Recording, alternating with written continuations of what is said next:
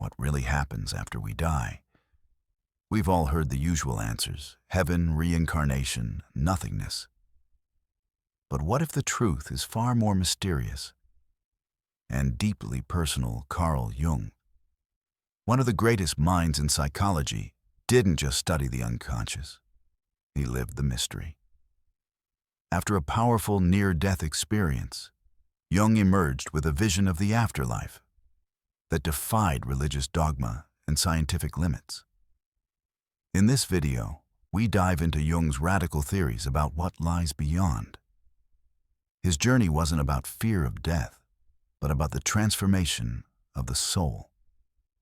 He believed that death isn't the end, it's a passage, a return, a deeper integration of the self. You'll discover how his own brush with death gave him rare insights into what may happen when the body fades. But the soul expands. If you've ever questioned what's waiting on the other side, or felt there's more to life than what we see, this video may shift your perspective forever.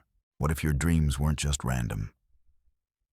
What if the symbols in your nightmares, the characters in your fantasies, and the voices in your silence all carried ancient meaning? Carl Jung believed they did, and his ideas would go on to transform the way we understand the human mind forever. Carl Gustav Jung was born in Switzerland in 1875, and from a young age, he wasn't like other children. He was deeply introspective, curious, and drawn to the mysteries of existence. But it wasn't until he studied medicine and psychiatry that his life's calling came into focus. Jung would become one of the most influential psychologists in history. But his path wasn't about fitting into what existed. It was about breaking away and pioneering something new. In the early 20th century, Jung became close collaborators with Sigmund Freud, the founder of psychoanalysis. At first, their partnership was electric. Freud saw Jung as a kind of heir to his legacy. But beneath the surface, key differences were already forming. Freud believed that the unconscious mind was driven largely by repressed sexual desires and early childhood trauma. For him, everything traced back to the primal. But Jung saw more. He didn't deny the power of instincts, but he believed the unconscious held something deeper: wisdom, patterns, archetypes, a collective memory that connected all human beings across time. This fundamental difference eventually drove a wedge between the two great thinkers. Their split wasn't just professional, it was philosophical. Where Freud saw the mind as a battleground of repression, Jung saw it as a mystical landscape, ripe with symbols, spiritual insight, and the possibility of profound transformation. And so Jung walked away from Freud and into the unknown. Carl Jung's contributions to psychology didn't just challenge old models, they birthed an entirely new field: analytical psychology. Let's explore some of his most powerful and lasting ideas. 1. The unconscious mind. Personal and collective. Jung divided the unconscious into two layers. The personal unconscious, made up of forgotten memories and repressed experiences unique to the individual. The collective unconscious, a universal layer containing symbols and motifs shared by all of humanity. This is where things get fascinating. Jung believed in the existence of archetypes, universal patterns like the hero, the shadow, the mother, and the wise old man. These archetypes live inside us, all shaping our behavior, dreams, myths, and even modern stories. 2. Archetypes. The DNA of the psyche. Archetypes aren't literal, they're symbolic energies. They appear in dreams, art, religion, and culture. They're why myths from different parts of the world look eerily similar. They're also keys to understanding your own life story. 3. Individuation. The journey to wholeness. At the heart of Jung's work is one profound idea that our life's purpose is not to be perfect, but to become whole. This process is called individuation and the integration of all parts of the self, including the dark and unconscious aspects we often deny. In Jung's view, healing doesn't mean avoiding the shadow. It means meeting it, understanding it, and learning from it. Only then can we become our full, authentic selves. Jung's ideas didn't stay within the walls of academia. His work spread into art, literature, film philosophy, and even spirituality. Directors like Stanley Kubrick and writers like Hermann Hesse were influenced by Jung's symbolism. His theories shaped movements in dream interpretation, mythological studies, and even psychedelic research. But perhaps Jung's greatest legacy is this. He gave people permission to look inward not as patients, but as seekers. He taught us that within the unconscious lies not just pain, but potential. Not just chaos, but meaning. In an era obsessed with outer success, Jung turned our attention inward toward the soul's quiet voice, the wisdom of symbols, and the deep journey of becoming who we truly are. Carl Jung didn't just study the human mind, he illuminated it. His life was a bridge between science and soul reason, and myth consciousness and the great unknown. And though he left this world in 1961, his insights continue to echo in every dream, every symbol, and every moment we dare to ask, who am I? Really? What if your fears, dreams, and deepest longings didn't start with you? What if they were echoes, ancient patterns passed down through the human soul? Carl Jung believed that inside every one of us exists a hidden world. A vast, living reservoir of symbols, myths, and psychic energy. And this wasn't just psychology, it was a portal to something far beyond death. Welcome to the mind of Carl Jung and the mysterious depths of the unconscious. To Jung, the unconscious wasn't just a dumping ground for forgotten memories. It was the source of our inner life. He saw it as a vast reservoir of psychic energy constantly flowing beneath our awareness. And within this reservoir were images, instincts, and symbols that didn't originate from personal experience, but from something far older. Jung believed we each carry a personal unconscious made up of repressed thoughts, feelings, and memories. But beneath that lies something far more mysterious, the collective unconscious, a deep, inherited layer of the psyche that connects all human beings. The collective unconscious is where archetypes live.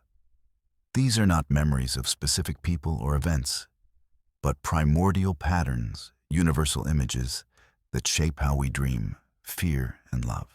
Think of the mother, the hero, the shadow, the trickster. These figures appear again and again in myths, movies, dreams, and religions across cultures. To Jung, these weren't coincidences. They were blueprints of the soul coded into every human psyche. He wrote, "The collective unconscious contains the whole spiritual heritage of mankind's evolution, born anew in the brain structure of every individual." This means the symbols in your dreams, the déjà vu moments, and the deep emotions you can't explain may not come from your life, but from our shared human history. And this collective unconscious doesn't disappear when we die. In fact, for Jung, it may be the very thing that continues on. Carl Jung had a profound near-death experience during a health crisis in 1944. In that altered state, he saw himself floating above the earth, moving toward a cosmic temple made of crystal, feeling completely detached from his identity, but deeply connected to everything. This vision shifted his entire perception of death.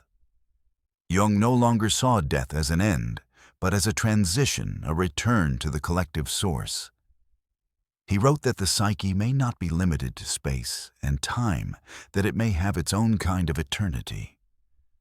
He began to view the unconscious not only as a personal mystery, but as a doorway into something spiritual. In Jung's view, when we die, we don't just vanish, we return to the deeper patterns that formed us. The ego dissolves, but the archetypes remain. So how does this connect to the afterlife? Jung believed the soul is not a static thing, it evolves. And just like individuation in life, the process of integrating the conscious and unconscious self, the soul's journey may continue even after death. He once said, "Life is a short pause between two great mysteries." To Jung, the unconscious was the bridge between those mysteries. It's where our fears speak, our ancestors whisper, and our future self awakens. And perhaps in death we don't disappear, but return to the archetypal field ready to begin again. Not as a blank slate, but as part of something far greater than the self. Carl Jung didn't claim to have all the answers, but he gave us a map, a way to look inward and find truths older than our memories, a way to see that maybe, just maybe, the unconscious isn't a void, it's a mirror. And when we die, we don't fall into darkness, we awaken to the symbols that have always guided us. What if death wasn't the end, but a symbol, a doorway? Not to nothingness, but to wholeness. Carl Jung believed that death wasn't just a biological event, it was an archetype woven into every myth, every dream, and every culture. And if we dared to face it not with fear, but with curiosity, it could unlock one of the most powerful transformations of the soul.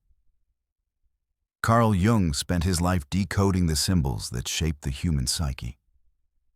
And one of the most universal symbols of all is death.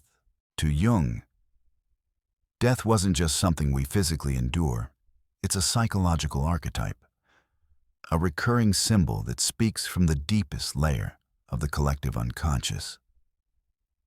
He noticed that across cultures and centuries, death always showed up in similar ways. As the grim reaper, the phoenix, the serpent shedding its skin. As gods of the underworld journeys through the dark night, or heroes descending into the abyss. But why? Because Jung believed the psyche knows instinctively that death is not merely destruction, but transformation. In dreams, death rarely means literal dying. It often signals the end of an old way of being, making space for something new to emerge. And in real life, Jung believed the same principle applied to the soul. To Jung, facing death wasn't about extinguishing the ego, it was about expanding the self. He described death as the completion of the individuation process, the great integration of all parts of the psyche. Where most fear death as a void, Jung saw it as an alchemical fire, burning away the illusions of identity, melting down the fragmented ego, and revealing the eternal patterns within the archetypes we've always carried. He once wrote, "Death is psychologically just as important as birth, and like it is an integral part of life." In other words, death is not the opposite of life. It's the other side of the same sacred coin. For Jung, this wasn't a theory. After his near-death experience in 1944, he described floating far above the earth, seeing his entire life from a cosmic distance. And when he returned, he felt changed, less attached to the material world, more aligned with something eternal. At the heart of Jungian psychology is one ultimate concept, the self. Not the ego, not the persona, but the deep, unified totality of who you truly are, conscious and unconscious, light and shadow, mortal and divine. Jung believed that the entire purpose of life was individuation, the inner journey of integrating all aspects of your psyche to become whole. And he saw death as the moment this wholeness fully manifests. He wrote that the self is timeless, that when we die, the ego dissolves, but the self continues. It returns to the collective unconscious, not as a loss of identity, but as a merging with something greater. In this way, the afterlife isn't a place. It's a state of spiritual coherence. The self, free from the mask of the persona, finally becomes what it always was, a fragment of the eternal. So what does this mean for us still living? Jung didn't ask us to escape death, but to understand it, to befriend the archetype. Because in doing so, we don't just prepare for the end, we begin to live more deeply, more courageously, more authentically. Death in Jung's vision is not a failure. It's the final chapter in the book of wholeness, and if we read it well, we just might discover that the soul doesn't die, it transforms. What if the afterlife wasn't a final destination, but a journey still unfolding? What if your soul didn't just arrive somewhere after death, but kept evolving and integrating, becoming whole? Carl Jung didn't see the afterlife as heaven or hell. He saw it as the continuation of individuation, the soul's deepest process of transformation. And in this video, we'll explore how Jung redefined what happens after life, not through religion, but through psychology. For most, the afterlife is imagined as a fixed state reward or punishment paradise or void. But Jung offered something radically different. He believed the journey of the soul doesn't end with the last heartbeat. Instead, it continues through a psychic process called individuation, the gradual integration of all parts of the self. In life, individuation is our path to wholeness, bringing together the conscious mind and the unconscious shadow, the archetypes and the divine self. But in Jung's view, this doesn't stop at death. He saw death as a gateway, a moment where the ego dissolves, and the deeper work of the psyche unfolds beyond time and space. In other words, your soul doesn't rest. It evolves. Central to Jung's understanding of transformation is something called the transcendent function. This isn't a mystical concept, it's psychological. It's the point where two opposites within the psyche, conscious and unconscious, collide, and something new is born. This function acts as a psychic bridge. It reconciles inner conflict, creates meaning, and drives inner evolution. When we dream, confront our shadow, or undergo a personal crisis, this is often the transcendent function at work. Jung believed that even after death, this function remains active. The soul continues merging fragmented parts into a greater whole. This is why the afterlife in Jungian thought isn't a frozen state, it's a process. A sacred unfolding that doesn't stop simply because the body does. And here's where Jung's ideas become truly profound. He believed that the afterlife wasn't just a place of light, but a realm where the shadow still plays a vital role. The shadow is the part of the psyche we reject, repress, or deny anger, fear, jealousy, trauma, guilt.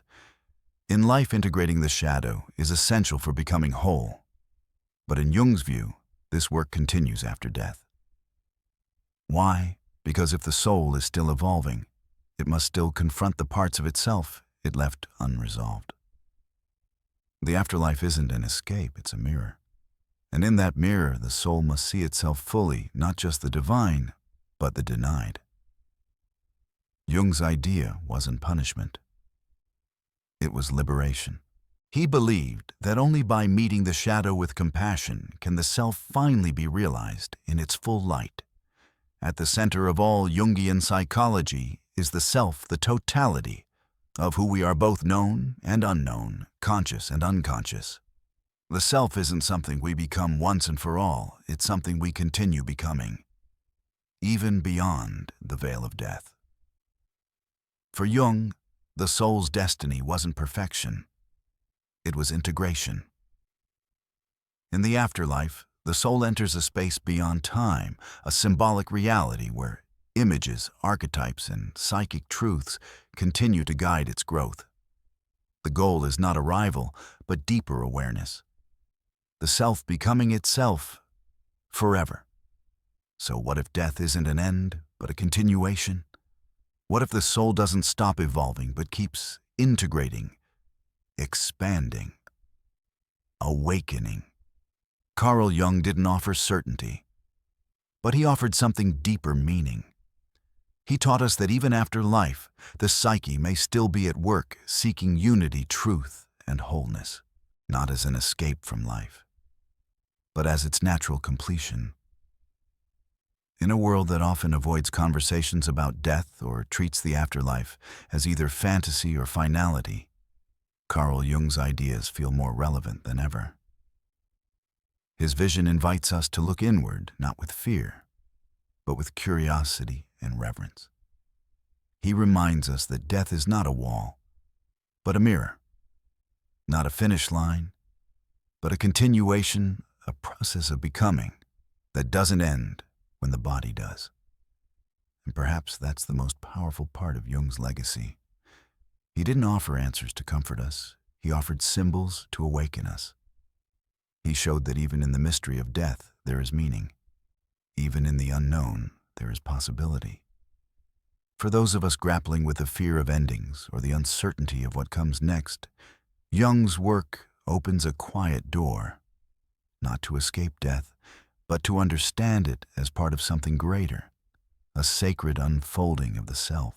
If this perspective moved you, I encourage you to explore more of Jung's writings, his dreams, and his encounters with the symbolic world.